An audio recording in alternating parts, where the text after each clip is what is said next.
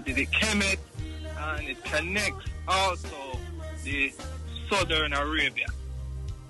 You see? Yeah, well, you talk more from Mesopotamia and the what them call them again?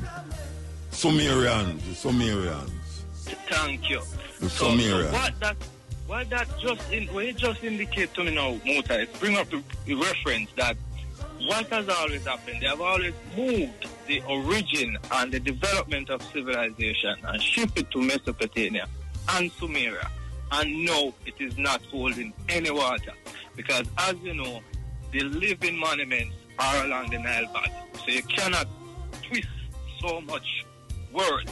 Where in fact, scholars now are learning to read the Mesonetra. So many Afrocentric scholars read the Mesonetra even better than the Egyptologists. So they become the source. So you can't find that in Mesopotamia because it wasn't written in stone.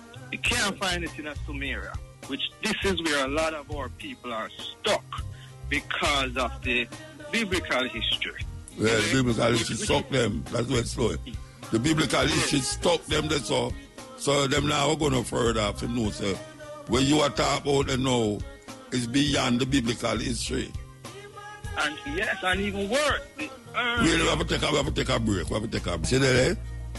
Yes. Yeah, man, give thanks again, Muta, because I just want to say this. Your program is the program that I listen to when going to school, LinkedIn, and listen to your program, and that brings African consciousness in my awareness. And then we expand on that by coming to America and try to meet some of the people who me hear you talk about and play them tape. Okay, yes. So that's how we meet Dr. Jeffries and we meet a lot of this, you know? Yeah.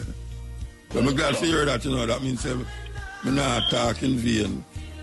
No, I tell you that straight up. So with the conversation now, we have shied away from the source of our culture, our identity, and everybody else has used it to develop from scratch, from out of the cave, from out of the desert, and from out of nowhere as well. So we have to get over this, whatever it is. You probably can't help me understand what it is, Mota, but it's challenging. We have to get to the key of this legacy and this source. And the key to where him met to, the African Renaissance, the awakening of the mind, so we can connect with culture. This is where the resources is. This is where everything is. The uranium, the platinum, the diamond, the this, the that. We know that. This is where everything came from, the mathematics, everything. But one thing we must know, the cosmology, the idea of a divine realm. Is it? And to just believe in this or that or whoever, what really ties us into African consciousness, and the consciousness is the same. When we understand that this civilization developed and spread forth all directions, east, west, north, and south, right? Well, you realize it's the same cosmology being expressed in different ways in Yoruba, in Akan, you know, in different Western, in the Congo. Right now, read Dr. Foucault, you see, who lays out the Congolese cosmology, as it relates to Bantu cosmology and the original stories of how the universe came into being. Every culture has to have that, you see? And if we're just relying on Adam and Eve at this point, it really seems not so sophisticated. No, we're not reaching so. We're not reaching nowhere. If we continue to talk about Adam and Eve, we don't get nowhere. It's embarrassing, as a matter of fact. Yeah. You can't enter in a discussion with that. 6,000-year-old story. Yeah. We got thousands of years of history.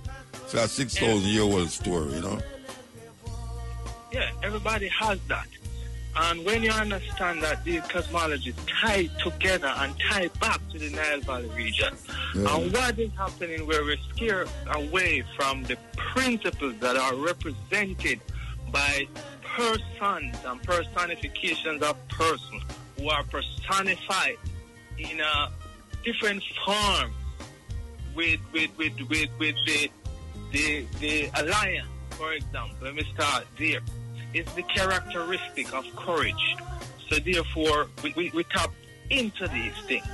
You see, concepts like Ma'at, who is represented by a balance. Female feather, balance. Yeah, the balance. It's carry a heavy heart, a grudge and malice. It's just light. It's light, have light. And, so the feather represents that. And you see that being in the temples with the scale. And this comes back out with the judges. And some of the judges might pass. And you see it on the scale where the judges sit down and they have an ankh.